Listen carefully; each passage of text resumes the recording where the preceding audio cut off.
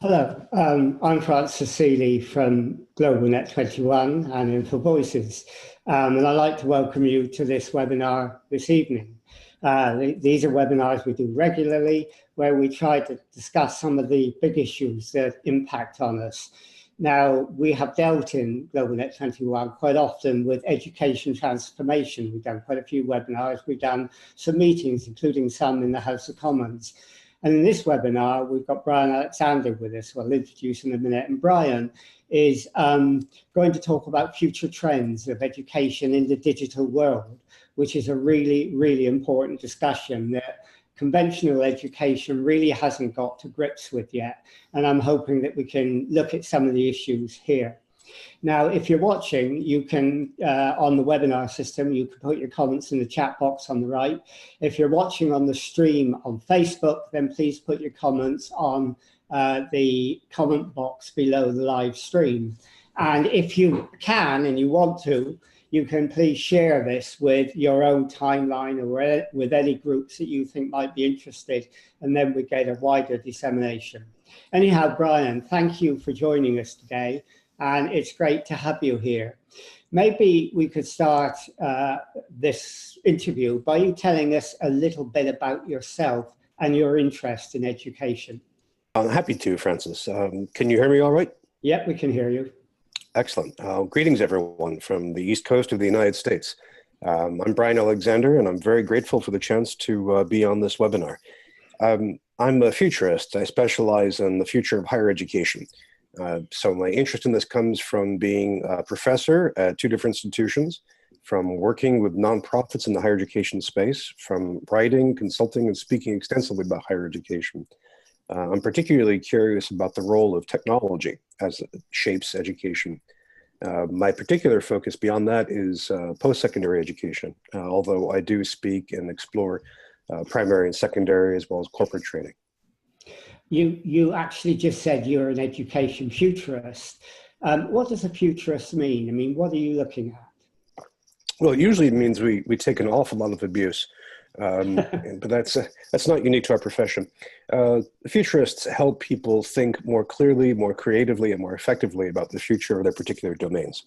And so in this case, I work with colleges and universities, along with publishers, government agencies, and nonprofits, trying to help them better plan for a future and to imagine different ways that universities could change. In your writing, you seem to think that our institutional and conventional education service is really no longer fit for purpose in the 21st century. What do you think's wrong with it at the moment? Several things. It depends on where we are. In the United States, we have the problem that our financial model was built in the 1960s. And several things have changed since then. Notably, the huge demand to get almost every person involved in some experience in post-secondary education.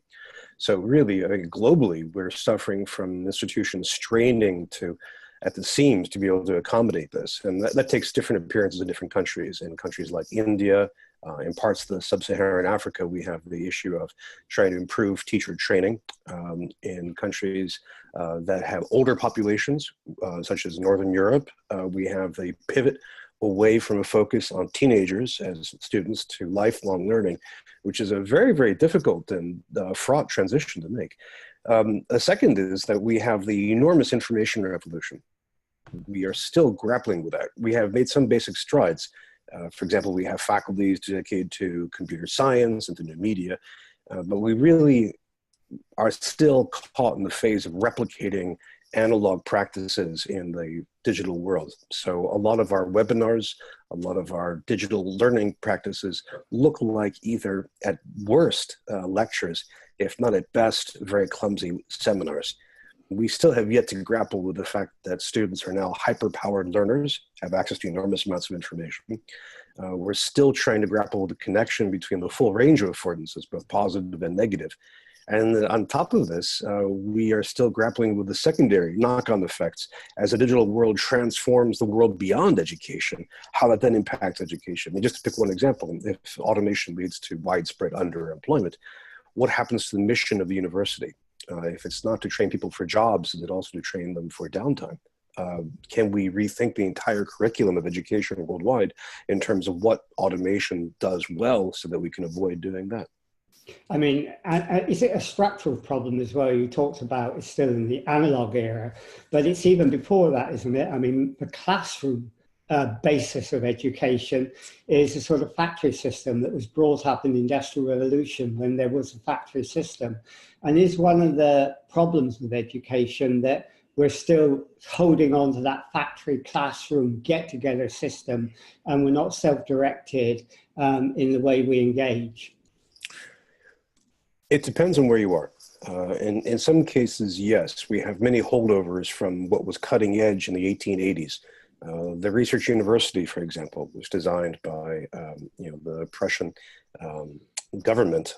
If you look at universities like Heidelberg, for example, some of the ideas that we have, classrooms at certain times, the credit hour system, for example, do date from that period. But we have had a ferment of innovation since then.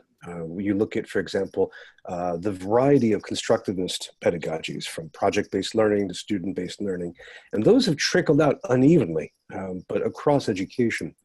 We also have the rise of new forms of institutions. For example, in the United States, we have community colleges, which are very, very small, very local, often really tied closely to the needs of labor, and yet are non-vocational. We've also built up this enormous apparatus of online learning, of wholly online classes and indeed institutions, which is quite striking. I think we have tremendous potential, but in most places, higher education and education in general is very disaggregated. It's very hard to track movements and ideas from class to class, from campus to campus. So it's difficult to avoid looking at fads and to actually pay attention to movements and change. But yes, we are still changing out of the 20th century into the 21st. I mean, you talk about education in general. So is this crisis something that goes from the primary level right the way up to higher education? It does, but it breaks at different points. So the primary and secondary schooling has different ways of approaching technology based in part on the students they serve. So questions of civil rights, questions of protection are very different for minors, for a kid who's 12 rather than a kid who's 62. But I think depending on which nation you're looking at times primary and secondary school can be more advanced than post-secondary. In part it's because I think they have a stronger investment in creativity and play. Whereas for adult learning, we try to extirpate play and fun whenever we see it. But I think that there's also, given that post-secondary education deals with the rest of adult life as well as adult professions, I think there's a great deal of scope for integration and exploration with technology. I noticed from some of the things you've spoken about or written about is that you think that the present education system we have creates inequality. Now, why do you think that? Why do you say that? Well, I'm focusing here on, I have to say, for the United States experience. I can also speak more broadly to the Anglophonic world, so I can look at examples from Canada, from Australia, from your UK. But it's partly the way that education reacts to reflect rising inequality within a society, so that education becomes less a lever up to greater success and more a certification of the inequality that's happening so far. For example, in the United States, education is now almost completely privately funded. This is new for us. We had a great deal of public funding, and that's been retracted. So that tends to, generally speaking, this is a huge generalization, that tends to reward the children of the wealthy, and the children of the poor tend to not get as much post-secondary education, which means we start to see a peeling away of classes mediated and abetted by higher education. The second way is that since so much of our education is private, we have to sell schools for their benefits. And one of the benefits that elite institutions now offer is membership in the wealthy class. This is usually phrased in different ways. Come to our college and you will network with tomorrow's leaders. Join our university and you'll be part of the cadre that rules the world.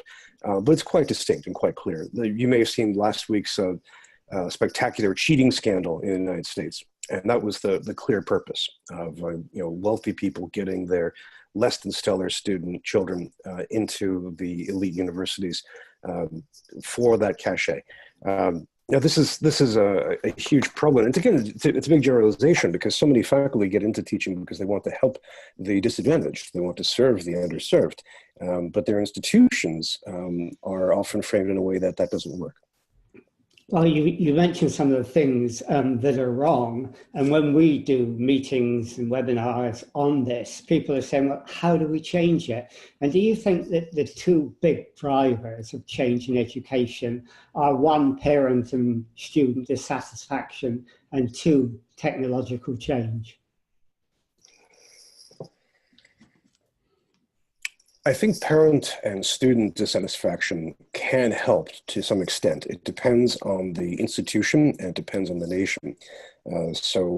Publicly funded, publicly overseen institutions like many around the world, this can translate into political action. So we can have legislative action either from a local legislative body or from a central one, local or federal. I think students have, generally speaking, not much impact while they're students. They can change things if they organize effectively and if the local polity is responsive. So, for example, you could think about some of the student strikes in South Africa or in Quebec over the past 6 years, which protested rate hikes. And now in South Africa are organizing for political purposes. So that is possible. But I think, especially for privately funded institutions, students have more influence once they've left the institution. I heard one cynical legislator once say that the customer for higher education is alumni. And I think there's a lot of that when they're privately funded. Parents have more impact on primary and secondary school than they do in post-secondary, partly because of our cultural expectations that post-secondary students are in some degree adult. But on the technological side, I mean, what do you think are the big factors there that might create the change that you think is desirable? I think one of the big factors is what we are doing now, which is live synchronous media. That involves a greater degree of emotional connection. There's both literal and symbolic bandwidth. For example, right now I can see you. I can see your gestures. I can make you nervous by describing this, of course, but also I can see your background. I can see books, I can see sofas, and this gives me a mental picture of who Francis is. And I can hear your voice, both the words you say, the sound of voice, the tempo, and so on. And this gives us a richer presence. So if you're teaching a class this way, I can learn more from you. I can feel more connected and more present than if we were simply communicating asynchronously through text, which is the way a lot of online learning happens. If, for example, if we did this asynchronously, and that's the second part of the answer to your question, if you and I recorded YouTube videos and just put them up, or Vimeo, wherever, but asynchronously, made them available for each other, again, we would have that greater sense of connection. And then we can be more creative with that. So, for example, if you're teaching a class in British history, you have the wonderful option of, say, striding along the Thames and talking, or using a blue screen and showing us, photos of the Blitz or whatever. We can do a lot more with that, and students can do a lot more. They can create and produce things through video. So I think the second part is that asynchronous media. I think a third driver, though, and this is one of the deeper ones, is information plenitude. That is the sheer amount of content we have available digitally really should afford new forms of learning. So I always have my students dive into research when we're in class, because they can simply whip out their laptop, their cell phone, their tablet, and quickly answer a question or follow up a thought. And that deepens the class experience. And when I have them do that, I am to an extent ceding my authority in the classroom. I'm giving them permission to mentally check out from what we're doing right then face to face and to dive into the world of knowledge. And I can haul them back, or I can have their colleagues haul them back. which is very productive. That's a microcosm of the ability to have blended or flipped learning. So we can combine all three of these features. And if you are teaching a class in, say, furniture design, we can make this face-to-face environment entirely based on conversation, question, answer, role-playing, exercises, a discussion. And then your great lectures on the history of furniture, you can take to audio or to video. So I think those are three well-known, easy ways of using technology that really push hard on teaching and learning. Resistance occurs as a result, of course. People don't want to participate in these for various reasons. Lack of control is one, fear of the technology is another, but also a kind of combination of passion and inertia. If you love teaching in a certain way, if you're accustomed to it, it's hard to get coaxed out of that pattern. Francis, before I say more, I've got to say, in the chat box, there's a questions beginning to unfurl. Do we wait for the end for that, or should we address those live? I was going to put those to you. For example, I was going to say, first of all, one of the new things about having digital technology is that learning is global and not now local or national. And does that mean that it changes the way education is? And does it also mean we can learn from other countries like Finland that Evan has talked about in the chat box, and replicate case studies of good practice? Potentially, yes. And this is one of the great capacities for the digital world. So here are you and I, separated by the Atlantic Ocean, casually conversing as though we're sitting next to each other on one of your nice sofas. And we can do that easily. And this can be replicated across the world. And we've seen part of the potential for this in MOOCs. I'm trying to think who asked about MOOCs in the chat box. It was either Peter or Francis or Fong. It was Fong. And MOOC stands for Massively Open Online Class. And these are classes which do what they say on the tin. That is, they're massive. Small ones have several hundred students. The largest ones scale up to hundreds of thousands of students. They are open, or they can be open, to the extent that their content is online and freely available. And you don't have to buy a physical book or pay a fee. Some of them are closed now, but the general idea is that they're open. And this, potentially, this can lead to some tremendous outcomes and a huge amount of access. So, for example, one of the things I'm very impressed by is that MOOCs, although they were invented by Canadians and Americans, most students and most MOOCs are from around the world. So I think that's a fantastic example of the way that the digital world can unite us across borders.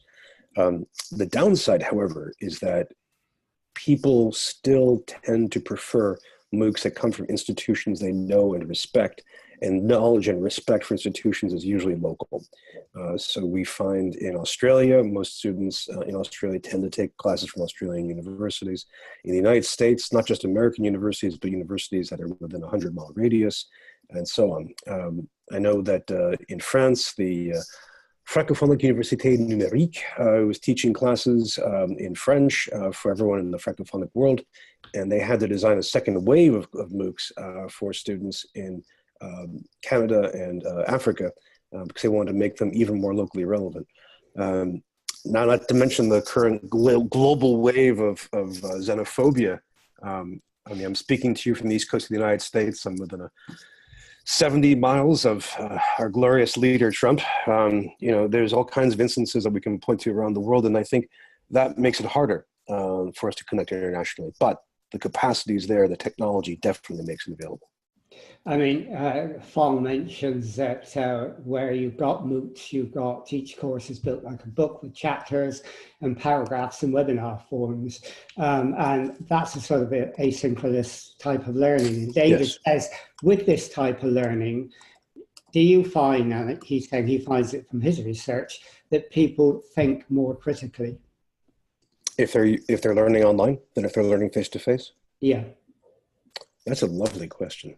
That's a really, really, really nice question.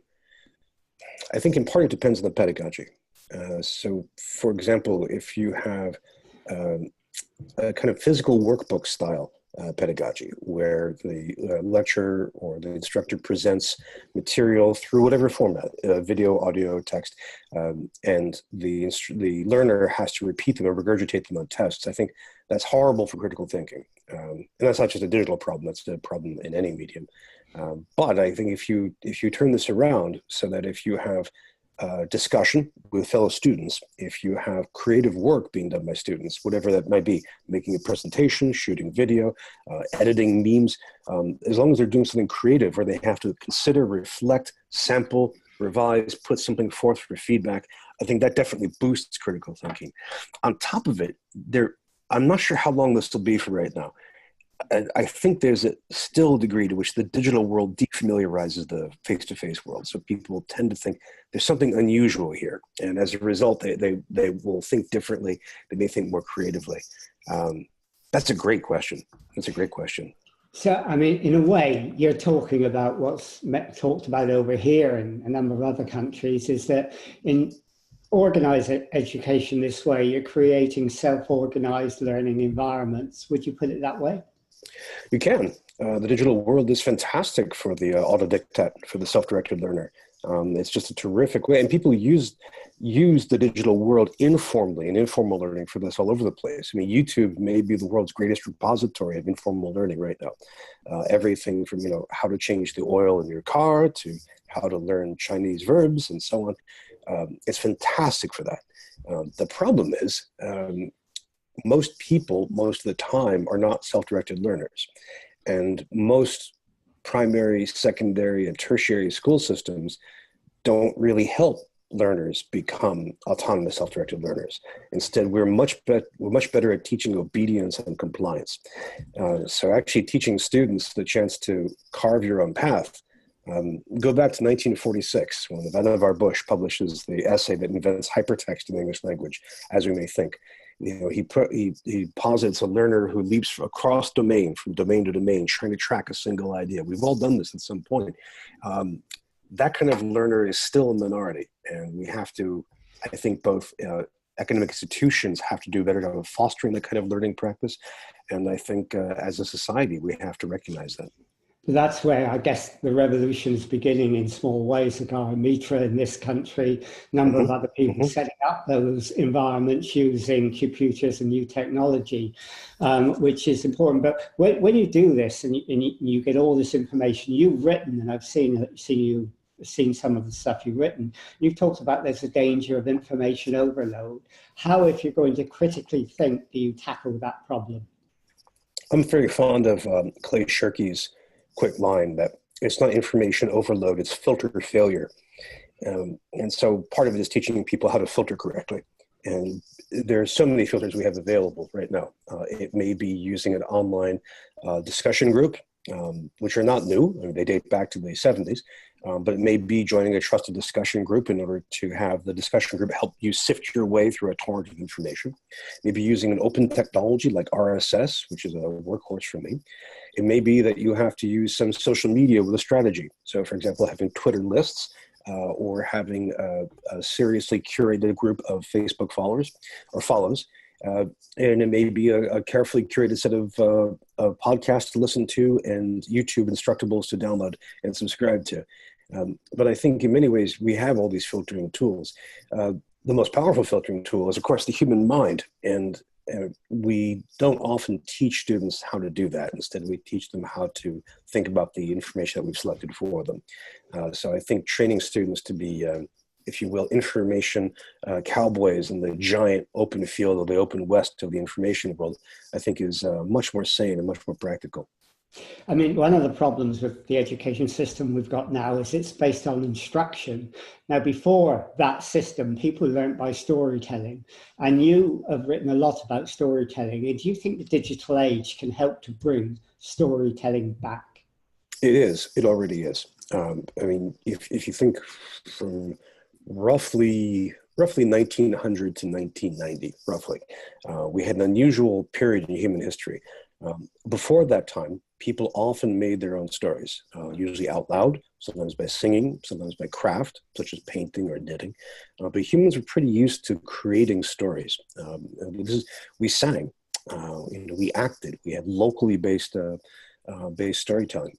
And then as we invented mass media, On the positive side, we created fantastic stories through radio, through recorded sound, through television, through film, through mass media, be it print, and that's fantastic. We created a terrific panoply of civilization. The downside is that we, in many ways, disabled people from making their own stories. We taught them that the barbershop quartet is not nearly as good as Enrico Caruso on vinyl. We taught them that Hollywood is where their dreams are, not the dreams they may play with as they walk along the streets one summer night. And we have generations, maybe 3 generations, for whom that was the way to live. I'm speaking very generally here now. There are undercurrents, but that began to fall apart in the 1980s when you had, for example, the rise of zine culture, abetted by cheap Xerox technology. And then with the internet, you had the ability to make your own stories. And that swiftly grew. The digital storytelling movement as such, right now, symbolized in the Story Center project, began in the 1990s with the idea of taking digital video and making it anybody could. The idea had been out since the 70s with the rise of the Portapak video shooter. As the technology got more powerful, more inexpensive, easier to use, people started making more and more videos. And right now, YouTube is a hub, a global hub of people making stories. The same is true for podcasts, the same is true of the web, the same is true of images with Flickr, Instagram, and Pinterest, and so on. I think we're living through a renaissance of demotic storytelling. It's one of the great stories of our time. I mean, I think that's something we can follow through another time, because I think it's incredibly interesting and we could give some examples. But one of the things you're doing, aren't you, is you realize that the digital world makes education global and collaboration is important. And you've set up a Future Trends Forum. Is that one way in which you're trying to create and enhance that form of collaboration? Yes, that's part of my secret agenda. Is to introduce thousands of people from around the world to each other, to get them thinking together. And we do what I admire you doing right now, which is we don't have presentation, we have conversation. And it's between myself as a host and multiple guests, as well as the conversation that occurs in the chat box, which I'm desperately trying to keep up with. But people are David and Fong and Evan are going really, really fast, which is great. Yeah, they're talking about the moots. They're really going through that. It's another conversation on the side, and that's what I like about it. You have multi-dimensional things going on. Yes, quite. It's really exciting, and you can see the way they knit together as things go on. But my forum is a synchronous event. It's hosted every Thursday, and we for about an hour, and then we record it and upload it to YouTube so people can watch it asynchronously down the stream of time. It's unusual. I think most people view the webinar as a 20th century technology. They use it as either combination of a very bad PowerPoint presentation or as a conference call on the phone. But to actually use the full range of video, what we're doing now is very, very unusual. We need to do more of that. Just so I can announce here publicly, I'm working on a short ebook with a tentative title, How to Run Webinars That Don't Suck. Well, make sure I get that one. I will. I'd like to make sure ours doesn't suck, but I'll have to cite you in it. Okay, fine. So, I mean, in 20 years' time, how would you see education? How do you think it will be? It's going to differ around the world. So if we're looking, say, close to the year 2040, I think in the developed world, so OECD countries, South Korea, Japan, the US, most of Europe, I think what you'll see is something closer to vocational education, that is on-demand learning that's available for people throughout their life. So we have someone who's 18, goes into one end of the building, someone who's 45 who wants to change their career, walk at the other end of the building, and someone who's 60 who wants to start dreaming up a new way for them to live lives when they retire. They get online and are able to learn. And so classes are heterogeneous, very, very diverse.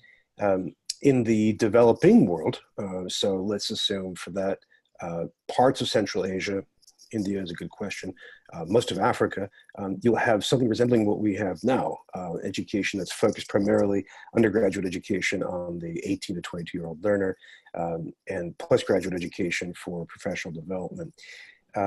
That's a kind of minimum basis at the macro level. Now, I suspect, if you catch me in my optimistic moments, I suspect the curriculum will have changed, and the curriculum will be a kind of cyborg curriculum. That is, every field that is taught will teach students how to work with technology in advanced ways. So someone who's taking a government class or a politics class will be learning about spreadsheets and about how to apply data to maps, because that's the best way they have of understanding election data, for example. Someone who's studying to be a psychologist will be working closely with AIs because they use AIs to supplement their therapy.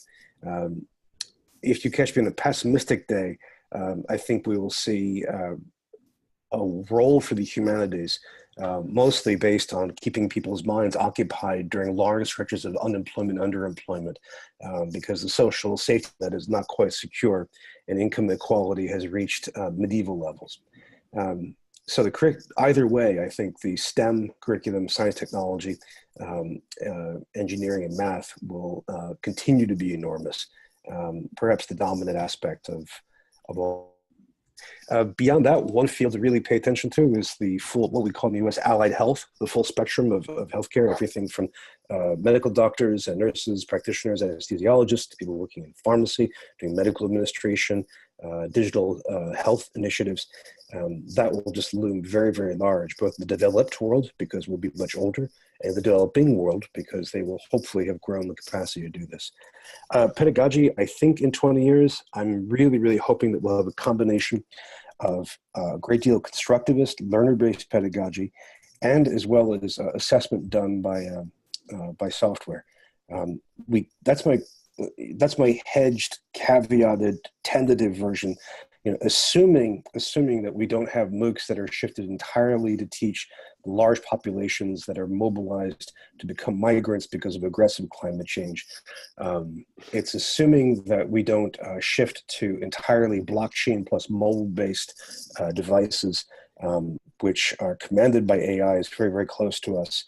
That may actually happen, I'm not quite sure. It's also assuming that Donald Trump doesn't cause thermonuclear war. Okay, there are some big assumptions there. I know, we all do. We come to the sort of end of our 30 minutes now, but let me ask you finally, if anyone wants to know more about your work and get in touch with you, how do they do that? There's several ways. One is there's a kind of master hub of all of my work. I just put that into the chat box, the Future of Education Observatory, futureofeducation.us. And that will give you links to my blog, to my writing, to the podcast series that's coming up, to our book club, to a bookstore, and to the Future Transform, as well as my monthly FTTE report. If you want to go to the blog directly, please go to bryanalexander.org. It's also in the chat box. And you can find me across social media. I'm most hyperactive on Twitter, also there on Bryan Alexander. And of course, if you can bear to look forward a few months, if you can wait that long, and if you want to read a book, my new book called Academia Next will be out from Johns Hopkins University Press. Okay. Well, that's great. Well, thank you very, very much, Bryan, for doing this. We're going to do more with you. In fact, we're going to do another one on a date that we can agree in a minute, which Terry Lowen is going to interview. And I'm sure he'll raise some of the issues that Evan is very keen on, like the Finnish experiment and the fact that exams really mess up the education system, things that we didn't get in today, because I wanted to look more at the digital futures aspect on this webinar. Understood. And I'm sure Terry's going to come up with some of those other points. So we'll arrange some time for you to do that. So thank you for doing it. Now, I think you've given food for thought for a lot of people that we can, carry on throughout the year and perhaps look at how we can develop it further with you and some of your colleagues in the Future Trends Forum as well. So thank you for doing this, Bryan. Thank you for being a fantastic host, and thank you to Evan, Fong, Peter, David, and the whole scrolling and typing crew. I really appreciate all your excellent comments, and this is a great venue. Thank you. Okay. Well, thanks a lot. And the crew will now say goodbye for now, and we'll end this webinar now.